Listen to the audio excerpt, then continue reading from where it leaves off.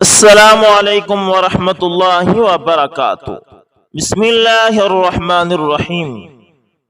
دوستو، حضرت فضیل بن عیاض رحمۃ اللہ تعالی نے بوقت انتقال اپنی اہلیہ سے وصیت کی کہ جب مجھے دفن کر چکو تو میری دونوں بیٹیوں کو فلاں پہاڑ پر لے جانا اور آسمان کی طرف منہ کر کے کہنا، اے خداوندہ، فضیل نے مجھے وصیت کی ہے کہ جب تک میں زندہ رہا اپنی لڑکیوں کو اپنی طاقت کے مطابق اپنے پاس رکھا۔ اب جب تو نے قبر کے قید خانے میں مجھے قید کر دیا ہے تو میں اپنی لڑکیوں کو تیرے حوالے کرتا ہوں اور تجھے واپس دیتا ہوں۔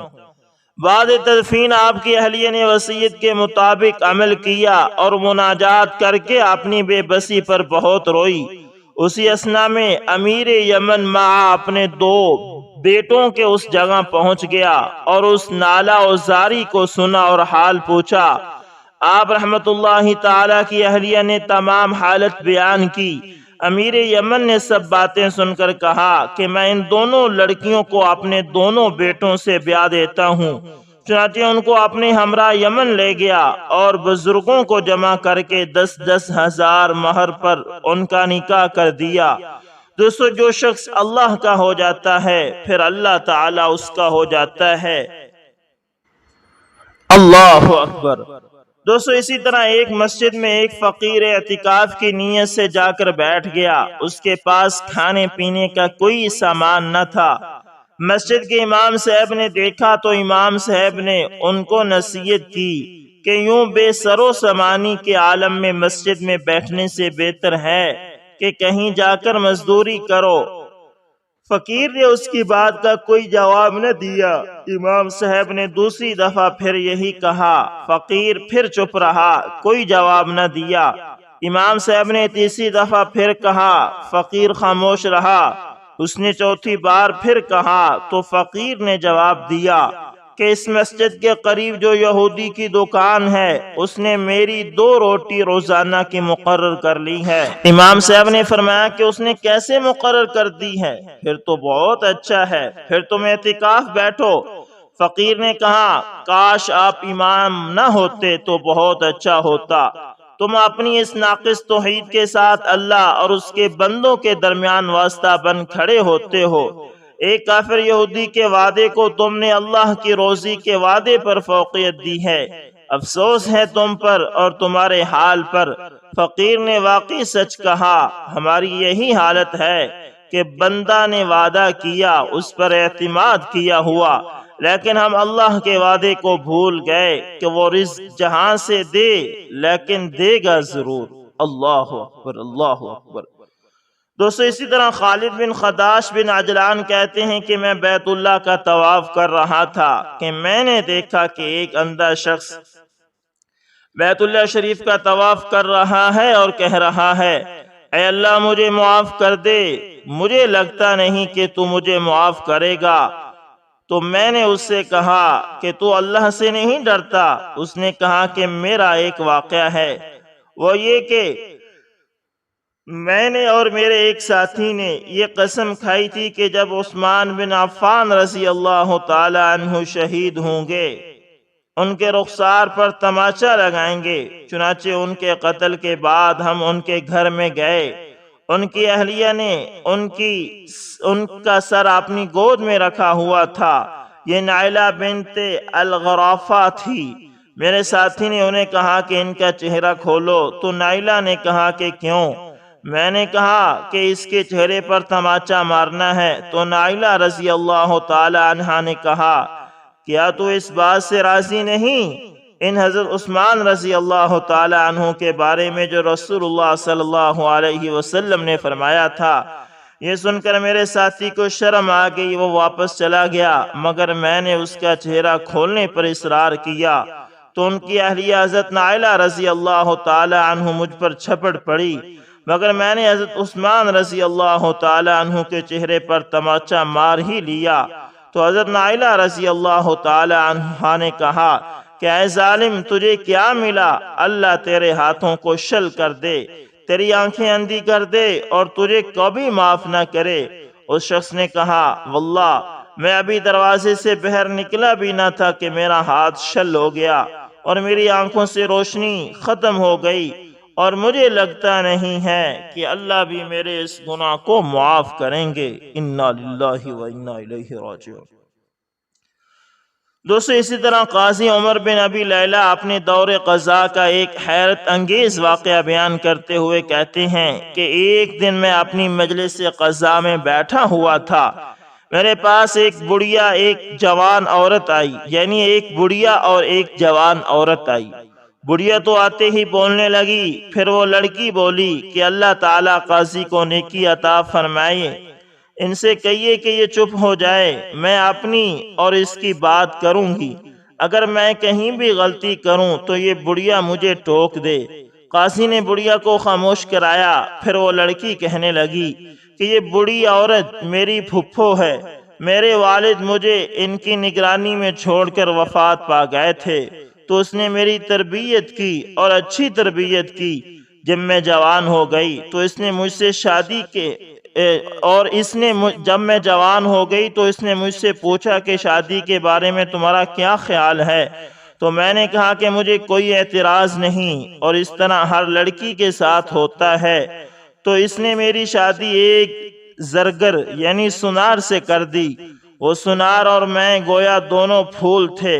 وہ سمجھتا تھا کہ اللہ تعالیٰ نے میرے علاوہ کوئی اور نہیں بنائی، اور میں بھی یہ سمجھتی تھی کہ ان کے علاوہ اللہ نے کوئی پیدا نہیں کیا۔ وہ روزانہ بازار جاتا اور کما کر شام کو گھر لوٹ آتا۔ میری پھوپھی نے جب ہم دونوں میں ایک دوسرے سے اتنا لگاؤ دیکھا تو یہ حسد میں مبتلا ہو گئی۔ ایک دن اس نے اپنی بیٹی کو خوب بناؤ سنگار کیا اور میرے شوہر کے آنے کے وقت اسے میرے پاس بھیجا، تو میرے شوہر کی جب اس پر نظر پڑی تو اس نے میری پھوپھی سے اس کا رشتہ مانگا۔ اس نے کہا کہ ایک شرط ہے، وہ یہ کہ تو اپنی بیوی یعنی تیرا کام یعنی میرا معاملہ میرے ہاتھ میں دے دے۔ میرے شوہر نے کہا کہ میں نے اس کا معاملہ تیرے سپرد کر دیا، تو پھوپھی نے کہا کہ میں نے اسے 3 طلاق دے دی۔ اس کے بعد پھوپھی نے اپنی بیٹی کا نکاح اس سنار کے ساتھ کر دیا، اور وہ اس کے ساتھ بھی اس طرح رہنے لگا، صبح جاتا اور شام کو لوٹ آتا۔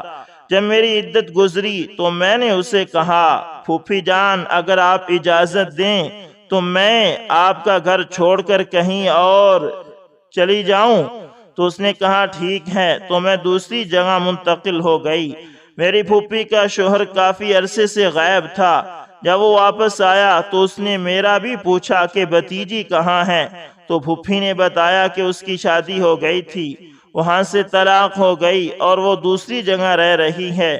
تو اس نے کہا کہ اس پر جو مصیبت گزری ہے، اللہ اکبر، ہمیں اس کی تسلی کے لیے جانا چاہیے۔ مجھے اس کے آنے کی اطلاع ملی تو میں نے خوب بناؤ سنگار کیا اور اس کے سامنے آئی۔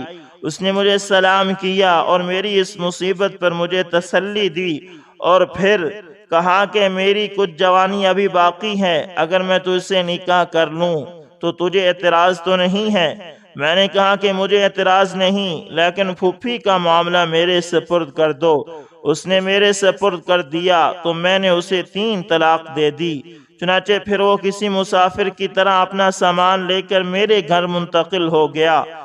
اس کے پاس 6000 درم بھی تھے۔ کچھ عرصے وہ میرے ساتھ رہا اور بیمار ہو گیا، پھر مر گیا۔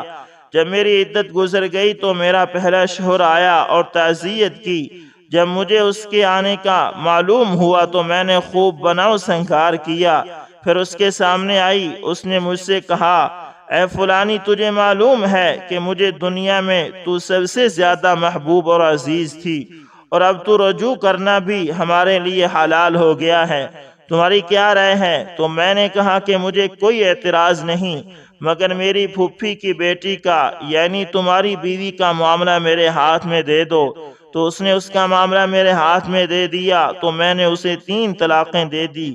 یہ سن کر بڑھیا اچھل پڑی اور فوراً بولی، اللہ تعالیٰ قاضی کو نیکی عطا فرمائے، میں نے تو اس کے ساتھ ایسا ایک ہی بار کیا تھا جبکہ اس نے 2 بار کیا ہے۔ پھر قاضی عمر بن محمد ابی لیلہ نے کہا، ایک کے بدلے ایک، اور ابتدا میں ظلم کرنے والا بڑا ظالم ہوتا ہے۔ چل اپنے گھر جا۔ اللہ تبارک و تعالی نے اس کے لیے کوئی طاقت مقرر نہیں کی۔ اس کے بعد قاضی نے یہ آیت پڑھی، اور جو شخص دشمن کو اسی قدر تکلیف پہنچائے جس قدر اس کے دشمن کی طرف سے اس کو تکلیف پہنچی تھی، اور پھر اس شخص پر زیادتی کی جائے، اللہ تعالیٰ اس شخص کی ضرور مدد فرمائے گا۔ اللہ اکبر۔ دوستو اسی طرح حضرت مالک بن دینار رحمت اللہ تعالیٰ نے اللہ کی حفاظت پر ایک عجیب و غریب واقعہ نقل کیا ہے، اور یہ واقعہ مفتی عبدالرؤف سکھروی کی کتاب اصلاحی بیانات میں اور مفتی تقی عثمانی کی اصلاحی خطوبات میں تحریر ہے۔ فرماتے ہیں کہ میں ایک مرتبہ دریا کے کنارے بیٹھا ہوا تھا کہ اچانک میں نے دیکھا کہ ایک بچھو پانی کی طرف دوڑتا ہوا آ رہا ہے۔ میں اس کو دیکھنے لگا۔ میں کیا دیکھتا ہوں کہ وہ بچھو دریا کے کنارے پر گیا، اور دریا کے کنارے پر ایک کچھو اس کا انتظار پہلے سے کر رہا تھا۔ یہ پانی کے قریب پہنچ کر فوراً اچھل کر اس کچھو کی پشت پر سوار ہو گیا۔ جیسے ہی یہ بچھو اس کچھو کی پشت پر سوار ہوا اور کچھو اس کو لے کر دریا کے دوسرے کنارے کی طرف روانہ ہو گیا، مجھے یہ دیکھ کر بڑا تعجب ہوا کہ یہ بچھو اور کچھو کی دوستی کیسے ہو گئی، اور کس طرح یہ بچھو اس کی پشت پر سوار ہو کر جا رہا ہے۔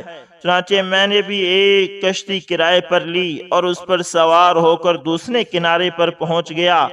تھوڑی دیر کے بعد وہ کچھو آہستہ آہستہ کنارے کی طرف آنے لگا۔ جیسے ہی وہ کنارے پر پہنچا تو وہ بچھو فوراً کود کر اس کی کمر سے خشکی کی طرف آ گیا، اور پھر آگے تیزی سے دوڑنے لگا، اور میں بھی اس کے پیچھے چلنے لگا۔ کچھ آگے جانے کے بعد میں نے دیکھا کہ ایک درخت کے نیچے ایک نوجوان شراب کے نشے میں مست پڑا ہوا ہے، اور اس نوجوان کے سرہانے ایک کالا سانپ اپنا پھن پھیلائے ڈنگ مارنے کی تیاری کر رہا ہے۔ میں یہ منظر دیکھ ہی رہا تھا کہ وہ بچھو تیزی سے وہاں پہنچا اور اس نے سانپ کے ڈنگ مارا۔ ڈنگ لگتے ہی سانپ تڑپنے لگا، اور تھوڑی دیر بعد وہ سانپ مر گیا۔ بہرحال وہ سانپ اس نوجوان کو ڈنگ نہیں مار سکا۔ یہ سارا منظر دیکھ کر مجھے اللہ تعالیٰ کی قدرت نظر آئی کہ کس طرح اس نے اپنے ایک نافرمان بندے کی حفاظت فرمائی۔ بچھو ڈنگ مار کر جا چکا تھا۔ میں نے اس نوجوان کو اٹھایا اور اس کو سارا واقعہ سنایا کہ دیکھ تو شراب کے اندر مست ہے، لیکن خالق کائنات نے تیری حفاظت کیسے فرمائی۔ ایک طرف اتنی دور سے بچھو کو یہاں آنے کا حکم دیا، پھر کچھو کو مقرر فرمایا کہ وہ بچھو کو دریا پار کرائے، اور پھر بچھو نے آ کر سانپ کو ڈنگ مارا، اور اس طرح اللہ تعالیٰ نے تجھے سانپ سے ڈسنے سے بچا لیا۔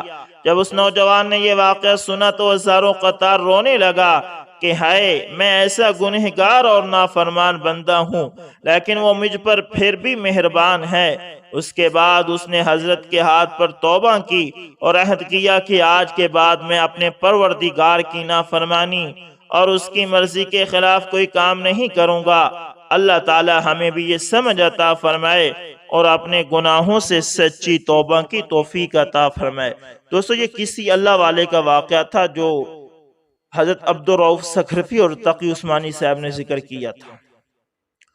دوستو اسی طرح مناظر اسلام حضرت مولانا امین صفدر اکاڑوی رحمت اللہ تعالی نے حضرت مولانا احمد علی لاہوری رحمت اللہ تعالی سے اپنی بیعت کا قصہ بیان کرتے ہوئے فرمایا کہ ایک دن میں خدام الدین میں حضرت لاہوری رحمت اللہ تعالی کی مجلس ذکر کی تقریر پڑھ رہا تھا، جس میں آپ کا فرمان تھا کہ جسمانی آنکھیں تو اللہ تعالی نے گدھوں اور کتوں کو بھی دی ہیں، آنکھیں تو اصل دل کی ہیں، اگر یہ روشن ہو جائیں تو انسان کو حرام حلال کا امتیاز ہو جاتا ہے، اور اگر وہ قبر کے پاس سے گزرے تو اسے پتہ چلتا ہے کہ یہ قبر جنت کا باغ ہے یا دوزخ کا گڑھا۔ میں یہ پڑھ ہی رہا تھا کہ ایک ماسٹر صاحب جن کا نام رشید احمد تھا وہ حال کمرے میں داخل ہوئے۔ ان کے ہاتھ میں 5 روپے کا نوٹ تھا اور کہتے آ رہے تھے کہ کسی نے حرام نوٹ لینا ہے، یہ حرام ہے، حرام۔ میں نے کہا مجھے دے دو۔ وہ مجھ سے پوچھنے لگے تم کیا کرو گے؟ میں نے حضرت لاہوری رحمت اللہ تعالی کی مجلس ذکر کی وہ تقریر سنائی اور کہا لاہور چلتے ہیں اور امتحان لیتے ہیں کہ خود حضرت لاہوری رحمت اللہ تعالی کو حلال حرام کی تمیز ہے یا نہیں۔ اس پر 4-5 ٹیچر اور بھی تیار ہو گئے۔ ہم سب نے 1-1 روپے اپنے پاس سے لیا، 1 روپے کے سیب اپنے روپے سے اور 1 کے حرام روپے سے خریدے۔ اس طرح 5 پھل ہم نے خرید لیے اور ہر پھل پر ایک نشانی لگا دی کہ یہ سیب حرام روپے کے ہیں اور وہ حلال روپے کا ہے، یہ کنو حرام روپے کا ہے، وہ حلال کا۔ غرض یہ کہ ہم پھل لے کر لاہور پہنچ گئے اور حضرت لاہوری رحمت اللہ تعالیٰ کی خدمت میں جا پیش ہوئے۔ حضرت لاہوری رحمت اللہ تعالیٰ نے پھلوں کی طرف دیکھا، پھر ہماری طرف دیکھا اور فرمایا، بھائی یہ کیا لائے ہو؟ میں نے عرض کیا، حضرت زیارت کے لیے حاضر ہوئے ہیں، یہ کچھ ہدیہ ہے، اسے قبول فرما لیجئے۔ حضرت نے فرمایا، ہدیہ لائے ہو یا میرا امتحان لینے آئے ہو؟ یہ فرما کر آپ رحمت اللہ تعالی نے ان مختلف پھلوں کو الگ الگ کر دیا اور فرمایا، یہ حلال ہیں، یہ حرام ہیں۔ اب ہم نے بیعت کی درخواست کی تو حضرت نے سختی سے فرمایا، چلے جاؤ، تم بیعت کے لیے تھوڑا آئے ہو، تم تو امتحان کے لیے آئے تھے اور ہمیں اٹھا دیا۔ ہم واپس اسٹیشن پر آ گئے، گاڑی آئی، باقی چاروں ساتھی سوار ہو گئے، مگر میرا دل سوار ہونے کو نہ چاہا۔ میں ٹکٹ واپس کر کے شاہدرہ اپنے ہم زلف کے ہاں چلا گیا اور اگلے دن فجر کی نماز مسجد شیراں والا میں حضرت کی اقتداء میں ادا کی۔ نماز کے بعد درس کی جگہ پر حضرت رحمت اللہ تعالی نے درس قرآن ارشاد فرمایا۔ درس کے بعد چند ساتھی بیعت کے لیے بڑھے، میں بھی ساتھ بیٹھ گیا۔ دیکھ کر مسکرا کر فرمایا، اچھا اب بیعت کے لیے آ گئے ہو؟ میں نے عرض کیا، حضرت حاضر ہو گیا ہوں۔ حضرت رحمت اللہ تعالی نے بیعت فرمایا اور اس میں ذات، استغفار اور درود شریف کی تسبیحات کی تعلیم فرمائی۔ اللہ اکبر، اللہ اکبر۔ دوستو یہ سچ ہے کہ اللہ والے دیکھ لیتے ہیں۔ اللہ تعالیٰ نے اللہ والوں کو وہ نظر دی ہوتی ہے جس سے وہ حق اور باطل کو پہچان لیتے ہیں۔ دوستو امید کرتا ہوں ویڈیو اچھی لگی ہوگی، پسند ہے تو لائک شیئر کمنٹ لازمی کریں، اور اگر آپ ہمارے چینل AS انفارمیشن TV پر نئے تو اس کو لازمی سبسکرائب کریں اور ساتھ بیل کے نشان کو دبانا نہ بھولنا تاکہ ہر نئی ویڈیو کا نوٹیفیکیشن آپ لوگوں تک پہنچتا رہے۔ دوستو ملتے ہیں کسی نیکسٹ اچھی سی ویڈیو کے اندر، تب تک کے لیے اللہ حافظ، جزاکم اللہ خیر۔